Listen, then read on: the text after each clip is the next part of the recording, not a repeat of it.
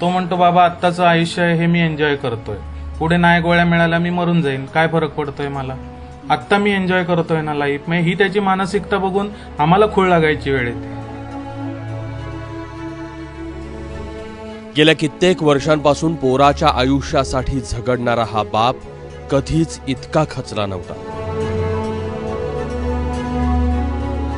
Wilson या आजाराचा विळखा बसलेल्या पोराचा जीव वाचवणाऱ्या गोळ्याच मिळत नसतील तर बापांना तरी काय करायचं.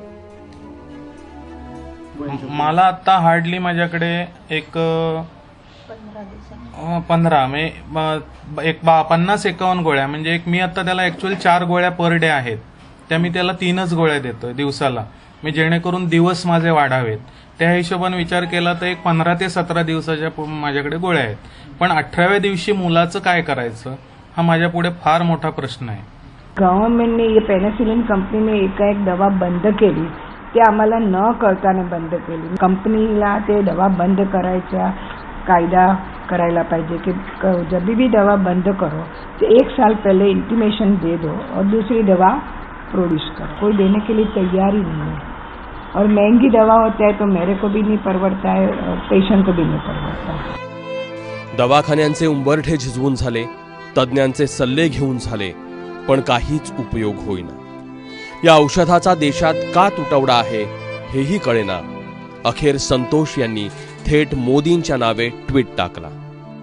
ती मोठी लोक आहेत, ते प्रत्येक जण त्यांच्यामध्ये गुंतलेले असतील, पण माझा असं एक समज होता की ते बघतच नसणार आहेत ह्या गोष्टी, त्यांच्या कार्यालयात काम करणारे लोक काहीतरी करत असणार, पण अद्याप त्याच्याबद्दल काहीच आलं नाही. म्हणून मला नाईलाजाने हे ह्याच्यावर टाकायला लागलं, आपला सोशल मीडियावर, आणि त्याचा मला खूप छान इम्पॅक्ट मिळतोय. काही जण तर मला परदेशातनं गोळ्या फ्री ऑफ कॉस्ट द्यायला तयार आहेत. 5 वर्षांपूर्वी हसत्या खेळत्या अक्षयला विल्सन आजारानं ग्रासलं. हातापायाची, शरीरातली हाडं वाकडी झाली. तेव्हापासून मायबाप त्याला वाचवण्यासाठी झगडतात. ह्या गोळीचं मेन असं आहे की गोळीच्या आधी 3 तास आणि नंतर 3 तास काही खायचं प्यायचं काही नाही. त्यामुळे पहाटे 4 वाजता तो गोळ्या घेतो, म्हणजे आम्हालाही उठायला लागतं त्याच्यासाठी. ते आम्ही न चुकता गोळी देतोय त्याला. तर ह्या गोळ्या का मिळत नाहीयेत त्याची दखल सरकारने घ्यावी अशी माझी प्रामाणिक इच्छा आहे. आई बापाच्या मदतीनं या पोरानं 12वीचं एव्हरेस्ट सर केलं. फक्त सरच केलं नाही तर 87% गुणही मिळवले. आयुष्य जर टक्क्यांवर अवलंबून असतं तर अक्षयनं या संकटाला पायदळी तुडवलं असतं. कोणीतरी ह्याच्यामध्ये लक्ष घालून त्या गोळ्या भारतामध्ये मिळवून द्याव्या, कारण आम्हाला बाहेरून असं कळतंय की ह्या गोळ्या परदेशामध्ये मिळत आहेत, पण कॉस्टिंगचं जर कम्पॅरिझन केलं तर भारताची कॉस्ट आणि परदेशातली कॉस्ट ह्याच्यामध्ये जवळजवळ 8 ते 10 पटीचा फरक पडतोय.